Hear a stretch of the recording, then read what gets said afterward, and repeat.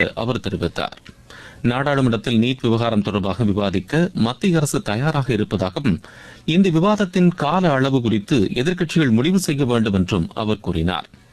காங்கிரஸ் மற்றும் இதர கட்சிகள் ஆட்சி செய்த மாநிலங்களிலும் பல்வேறு தேர்வுகளில் வினாத்தாள்கள் முன்கூட்டியே கசிந்ததாகவும் அவர் தெரிவித்தார். வினாத்தாள்கள் கசிவு தொடர்பாக காங்கிரஸ் மூத்த தலைவர் திரு ராகுல் காந்தி எழுப்பியுள்ள கேள்வி தொடர்பாக மத்திய அரசு விசாரணை மேற்கொண்டு அது குறித்த உண்மையை மக்களிடம் விளக்கப்படும் என்று திரு ஜே.பி. நட்டா தெரிவித்தார். நாட்டில் ரயில் விபத்துகள் பெருமளவு குறைந்துள்ளதாக அத்துறைக்கான அமைச்சர் திரு அஸ்வினி வைஷ்ணவ் கூறியுள்ளார். மக்களவையில் கேள்வி நேரத்தின் போது இதனை தெரிவித்த அவர், மேம்படுத்தப்பட்ட ரயில் பாதுகாப்பு, உள்கட்டமைப்பு பராமரிப்பு, நவீன தொழில்நுட்பங்களை பயன்படுத்துதல் ஆகியவற்றின் மூலம் விபத்துகள் பெருமளவு குறைந்துள்ளதாக தெரிவித்தார். 2014-15 ஆண்டில் 135 ரயில் விபத்துகள் நிகழ்ந்த நிலையில் நடப்பு நிதியாண்டில் இதுவரை 2 விபத்துகள் மட்டுமே நடைபெற்றுள்ளதாக அவர் கூறியுள்ளார். மற்றொரு கேள்விக்கு பதிலளித்த அமைச்சர், தமிழகத்தில் புதிய ரயில் திட்டங்களுக்காக கடந்த 12 ஆண்டுகளில் பட்ஜெட் ஒதுக்கீடு 8 மடங்கு அதிகரிக்கப்பட்டுள்ளதாக தெரிவித்தார். நடப்பு நிதியாண்டில் 7,611 கோடி ரூபாய் ஒதுக்கப்பட்டுள்ளதாக அவர் சுட்டிக்காட்டினார். அம்ரித் பாரத் திட்டத்தின் கீழ் தமிழகத்தில் 26 ரயில் நிலையங்கள் புனரமைக்கப்பட்டுள்ளதாக அவர் கூறினார். தமிழகத்தில் 98.3% அளவிற்கு ரயில் வழித்தடங்கள் மின்மயமாக்கப்பட்டுள்ளதாகவும் திரு அஸ்வினி வைஷ்ணவ் தெரிவித்தார். தமிழகத்தில் கடல் உணவு ஏற்றுமதி கடந்த நிதியாண்டில் அதிகரித்துள்ளதாக மத்திய மீன்வளத்துறை அமைச்சர் திரு ராஜீவ் ரஞ்சன் சிங் தெரிவித்துள்ளார்.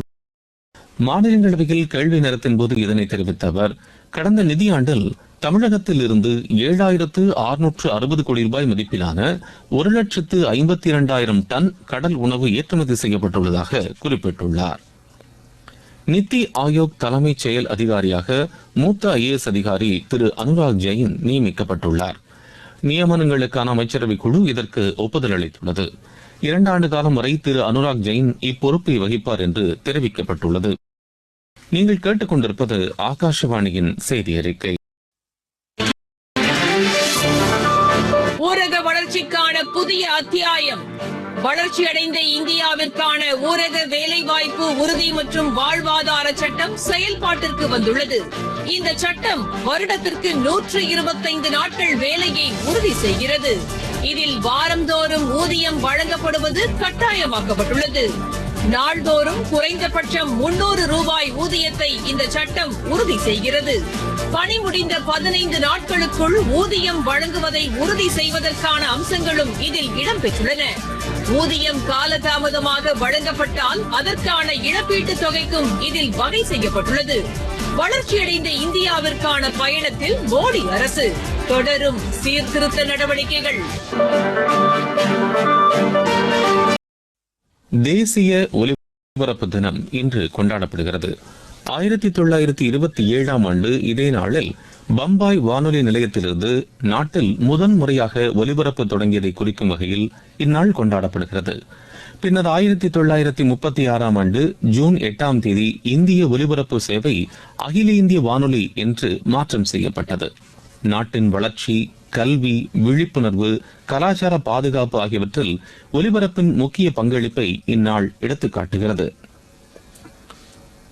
தமிழகத்தில் தூர்தர்ஷன் மற்றும் ஆகாஷவாணி சேவைகளை விரிவுபடுத்த பல்வேறு நடவடிக்கைகள் மேற்கொள்ளப்பட்டு வருவதாக தகவல் ஒலிபரப்புத்துறை இணையமைச்சர் டாக்டர் எல் முருகன் கூறியுள்ளார். மக்களவையில் கேள்வி நேரத்தின் போது இதனை தெரிவித்த அவர், ஊரக பகுதிகள், மலைப்பாங்கான பகுதிகள், கடலோர மற்றும் எல்லைப் பகுதிகளில் ஒலிபரப்பு சார்ந்த பிரச்சனைகளை களைவதற்கு டிரான்ஸ்மீட்டர்களை தரம் உயர்த்தும் பணிகள் நடைபெற்று வருவதாக தெரிவித்தார். FM சேவைகளை விரிவாக்கம் செய்தல், நவீன டிஜிட்டல் சாதனங்களை பொருத்துதல் போன்ற பணிகளும் நடைபெற்று வருவதாக டாக்டர் எல் முருகன் கூறினார். நீட் வினாத்தாள் கசிவு தொடர்பாக போராட்டத்தில் ஈடுபட்டு வரும் இளைஞர்களுக்கு எதிராக சட்ட நடவடிக்கை எடுக்கப்படாது என்று அரசு உறுதியளித்தால் தமது உண்ணாவிரதத்தை கைவிட தயாராக இருப்பதாக சமூக ஆர்வலர் திரு சோனம் வாங்சுக் தெரிவித்துள்ளார். இதுகுறித்து மத்திய அமைச்சர்கள் திரு ஜே.பி. நட்டா, திரு ஜிதேந்திர சிங் ஆகியோருக்கு அவர் கடிதம் எழுதியுள்ளார். மருத்துவமனையில் வந்து தம்மை சந்தித்ததற்காக 2 அமைச்சர்களுக்கும் நன்றி தெரிவித்துக் கொள்வதாகவும் திரு வாங்சுக் குறிப்பிட்டுள்ளார். கென்யாவில் எபோலா நோய் தொற்றை தடுப்பதற்காக இந்தியாவின் சார்பில் முதற்கட்டமாக 4.5 டன் மருத்துவ உபகரணங்கள் வழங்கப்பட்டுள்ளது. நைரோபியில் உள்ள இந்திய தூதர் டாக்டர் ஆதர்ஷ் ஸ்வைகா இதனை அந்நாட்டு சுகாதாரத்துறை அதிகாரிகளிடம் ஒப்படைத்தார். இரண்டாம் கட்டமாக மருத்துவ உபகரணங்கள் இன்னும் சில நாட்களில் விநியோகிக்கப்படும் என்று இந்திய தூதரகம் தெரிவித்துள்ளது. ஆப்பிரிக்காவில் எபோலா வைரஸ் பரவலை கட்டுப்படுத்தும் வகையில் இந்தியா சார்பில் இதுவரை 45 டன் மருத்துவ உபகரணங்கள் வழங்கப்பட்டுள்ளது.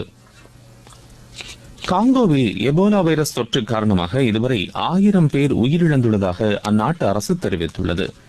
2400க்கும் மேற்பட்டவர்களுக்கு நோய் தொற்று கண்டறியப்பட்டுள்ளதாகவும் 737 நோயாளிகள் மருத்துவமனைகளில் தனிமைப்படுத்தப்பட்டுள்ளதாகவும் காங்கோ சுகாதார அமைச்சகம் தெரிவித்துள்ளது.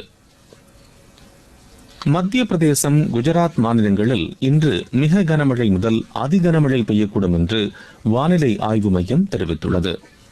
கிழக்கு ராஜஸ்தான், மத்திய பிரதேசம், கோவா, மணிப்பூர், மிசோரம், திரிபுரா, நாகாலாந்து ஆகிய மாநிலங்களில் கனமுதல் மிக கனமழை பெய்யக்கூடும் என்றும் அம்மையம் கூறியுள்ளது. இந்திய ஜிம்பாப்வே அணிகளுக்கு இடையேயான முதலாவது டுவெண்டி கிரிக்கெட் போட்டி இன்று நடைபெறுகிறது. ஹராரேயில் நடைபெறவுள்ள இப்போட்டி மாலை மணி 4:30க்கு தொடங்குகிறது. 3 போட்டிகளை கொண்ட இத்தொடரின் இரண்டாவது போட்டி நாளை மறுநாளும், மூன்றாவது மற்றும் இறுதிப் போட்டி வரும் 26ஆம் தேதியும் நடைபெறவுள்ளது. சீன ஓபன் பேட்மிண்டன் போட்டியில் இந்தியாவின் லக்ஷ்யா சென் காலிறுதிக்கு முந்தைய சுற்றுக்கு முன்னேறியுள்ளார். ஆடவர் ஒற்றையர் பிரிவு முதல் சுற்றில் அவர் 22-20, 15-21, 21-14 என்ற செட் கணக்கில் ஜப்பானின் யுஷி டனாகாவை ஆஸ்திரேலியாவில் நடைபெற்று வரும் சர்வதேச டென்னிஸ் போட்டியில் இந்தியாவின் ஸ்ரீராம் பாலாஜி ஸ்வீடனின் ஆண்ட்ரே கரோன்சன் இணை அரையிறுதிக்கு முன்னேறியுள்ளது. ஆடவர் இரட்டையர் பிரிவு காலிறுதிச் சுற்றில் இந்த இணை 6-4, 7-6 என்ற கணக்கில் ஜெர்மனியின் கான்ஸ்டன்டைன், நெதர்லாந்தின் ராபின் ஹாசே இணையை வென்றது. தமிழகத்தில் மணலூர் மற்றும் பிள்ளைப்பாக்கத்தில் மின்னணு பொருட்கள் உற்பத்தி மையங்களை அமைப்பதற்கு மத்திய அரசு ஒப்புதல் அளித்துள்ளதாக தகவல் தொழில்நுட்பத்துறை அமைச்சர் திரு அஸ்வினி வைஷ்ணவ் தெரிவித்துள்ளார். மக்களவையில் கேள்வி நேரத்தின் போது இதனை தெரிவித்த அவர், மணலூரில் 587 கோடி ரூபாய் திட்ட மதிப்பீட்டிலும், பிள்ளைப்பாக்கத்தில் 425 கோடி ரூபாய் திட்ட மதிப்பீட்டிலும் மின்னணு பொருட்கள் உற்பத்தி மையங்கள் அமைக்க ஒப்புதல் வழங்கப்பட்டுள்ளதாக குறிப்பிட்டார். மீண்டும் தலைப்புச் செய்திகள். மகாத்மா காந்தியின் உண்மை, அகிம்சை குறித்த செய்தி உலகின் அனைத்து மனித சமூகத்திற்குமானது என்று குடியரசுத் தலைவர் திருமதி திரௌபதி முர்மு தெரிவித்துள்ளார். நீட் விவகாரம் தொடர்பாக நாடாளுமன்றத்தில் விவாதிக்க அரசு தயாராக உள்ளது என்று மத்திய அமைச்சர் திரு JB நட்டா கூறியுள்ளார். நாட்டில் ரயில் விபத்துகள் பெருமளவு குறைந்துள்ளதாக அத்துறைக்கான அமைச்சர் திரு அஸ்வினி வைஷ்ணவ் கூறியுள்ளார். தேசிய ஒலிபரப்பு தினம் இன்று கொண்டாடப்படுகிறது. இந்தியா ஜிம்பாப்வே அணிகளுக்கு இடையேயான முதலாவது டுவெண்டி கிரிக்கெட் போட்டி இன்று நடைபெறுகிறது. இத்துடன் இந்த செய்தி அறிக்கை நிறைவு பெறுகிறது.